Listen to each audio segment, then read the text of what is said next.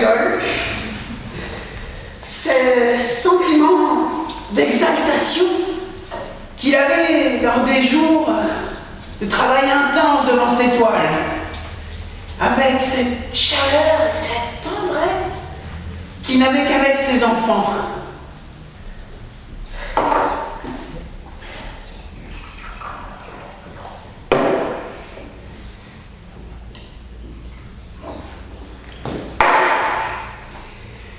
Au deuxième cognac, il ressentait cette puissante sensation d'être à la fois maître et serviteur du monde.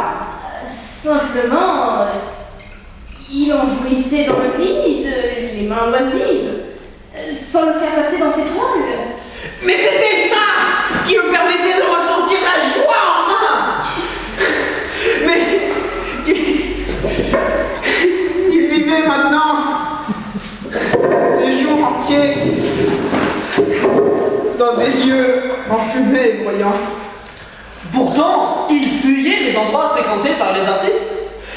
Il ne fréquentait plus que des quartiers excentriques où personne ne le connaissait.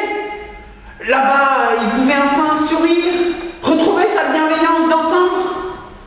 Personne ne l'embêtait. Et il s'était même fait quelques amis peu exigeants.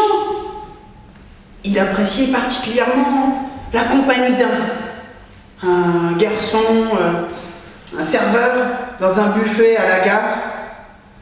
Un jour, ce garçon lui a demandé Ce qu'il faisait dans la vie. Peintre. Artiste, peintre ou peintre en bâtiment? Artiste, voyons. Ah, eh bien, c'est difficile de dire ça. Et il n'en avait plus jamais parlé. Oui, c'était difficile, mais Jonas savait qu'il allait y arriver. Il suffisait juste de trouver un moyen de s'organiser.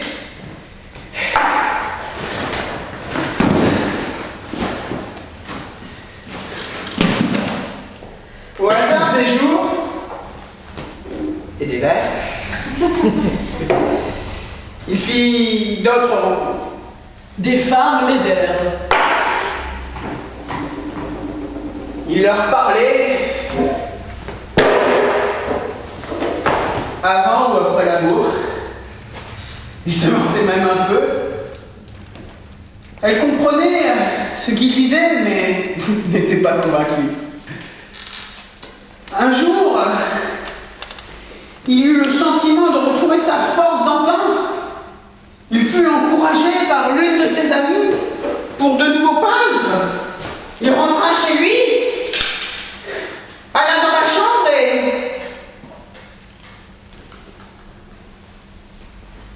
et une heure plus tard,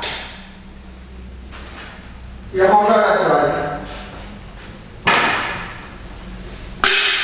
Sourit à lui sans la voir et sortit.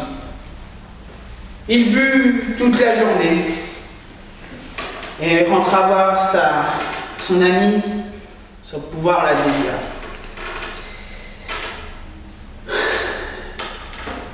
Le lendemain matin, la douleur vivante et le visage détruit, il fut accueilli par Louise, qui voulut savoir s'il avait pris cette femme. Jonas répondit que non, étant ivre, mais il lui dit qu'il en avait pris d'autres auparavant. Et pour la première fois, il vit ce visage de noyé que Louise avait, empli de surprise et d'excès de douleur. Il se rendit compte qu'il n'avait pas pensé à elle pendant tout ce temps, et en lui honte,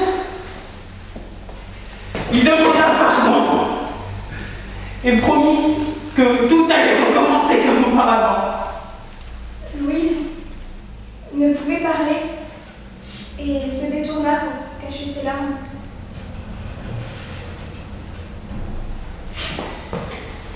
Le lendemain matin, il sortit très tôt. Il pleuvait. Il rentra chez lui, des planches sous la main.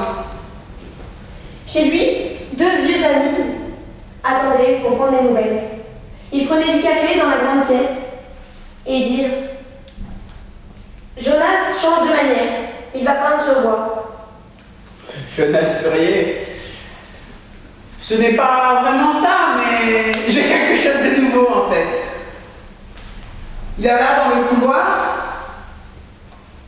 s'arrêta et regarda l'angle droit jusqu'au plafond sombre.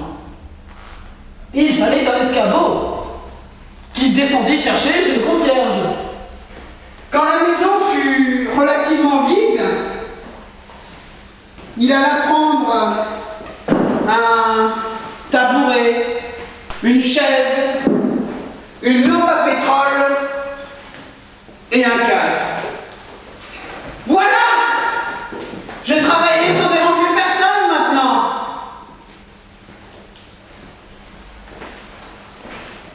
Louise lui demandait s'il en était sûr. Oui, disait-il. C'est très bien comme ça. Je n'ai pas beaucoup de place, mais comme ça je suis plus libre. Même les grands artistes peignèrent à la lampe. Et Le plancher serait-il assez solide? Il était. ne t'inquiète pas, disait Jonas. C'est une très bonne solution. De plus, alors que tout l'appartement regorgeait d'une lumière crue, l'ombre était ici reposante. De temps en temps, un ami venait se loger sous la soupente et lui demandait « Que fais-tu là, Jonas ?»« Je travaille !» Sans lumière !»« Oui, pour le moment. Il ne peignait pas. Mais il réfléchissait. Dans l'ombre et ce demi-silence qui, par comparaison avec ce qu'il avait vécu jusque-là, lui paraissait celui du désert ou de la tombe, il écoutait son propre cœur. Les bruits qui arrivaient jusqu'à la soupente semblaient désormais ne plus le concerner, tout en s'adressant à lui. Lui vivait, il écoutait en lui-même ce silence. Il attendait son étoile, encore cachée, mais qui se préparait à monter de nouveau, à surgir, enfin, inaltérable, au-dessus du désordre de ses jours. Brille, brille, disait-il, ne me prive pas de ta lumière. Elle allait briller de nouveau, il en était sûr, mais il fallait qu'il réfléchît encore longtemps, puisque la chance lui était enfin donnée d'être seul sans se séparer des siens. Il devait se saisir enfin de ce secret qui n'était pas seulement celui de l'art, il le voyait bien. Alors c'est pourquoi il n'allumait pas la lampe. Un soir, il demanda à Louise quelques couvertures. Je passerai la nuit ici.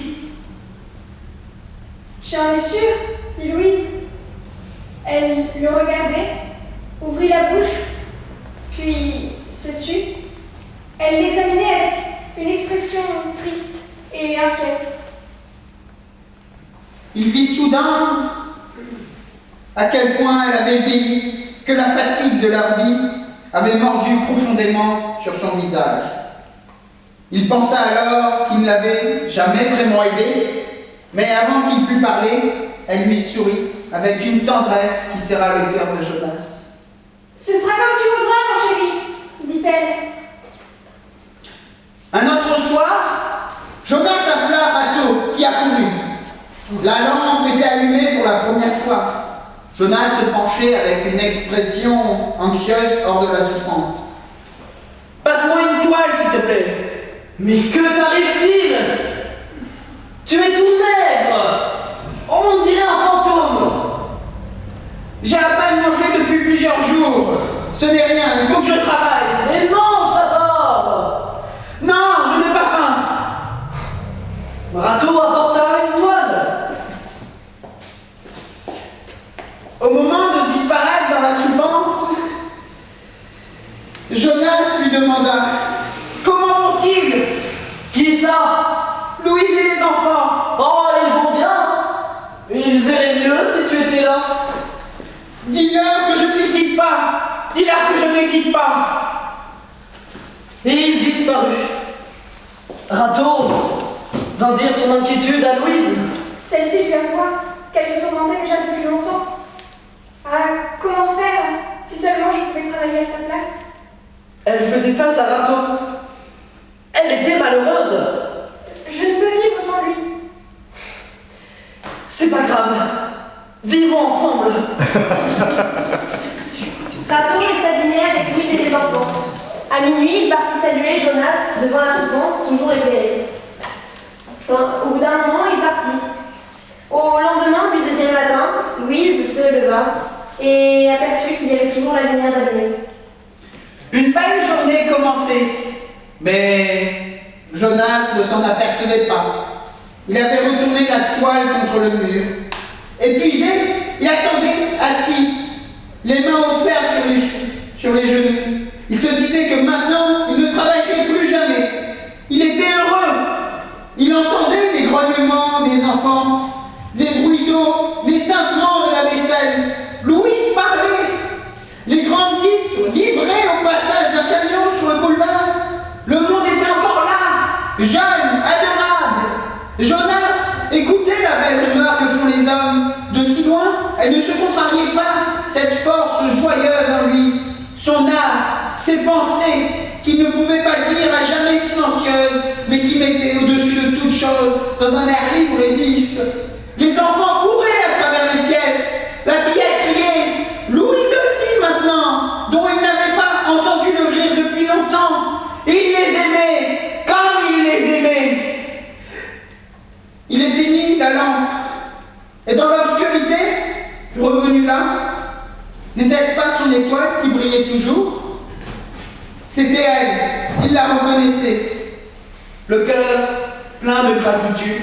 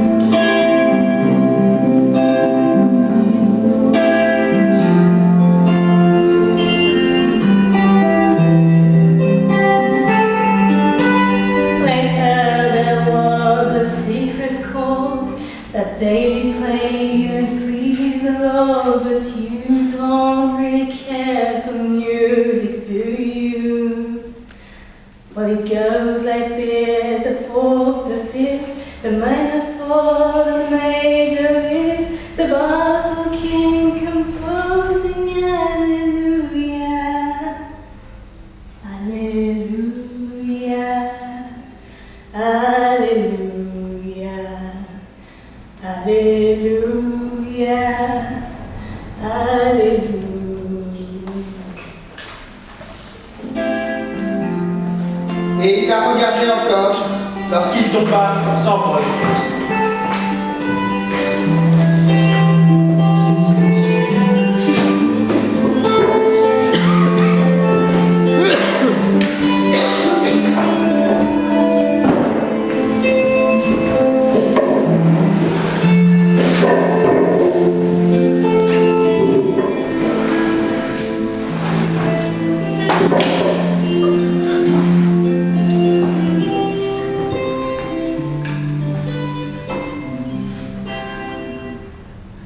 Ce n'est rien, dit le médecin. Il travaille trop. Dans une semaine, il sera debout. Il guérira, vous en êtes sûre? Avait dit Louise. Il guérira. Rato, dans l'autre pièce, avait trouvé une toile vierge sur laquelle Jonas avait seulement écrit en tout petits caractères un mot qu'on pouvait déchiffrer. Mais dont on savait s'il fallait-y lire solitaire ou solidaire.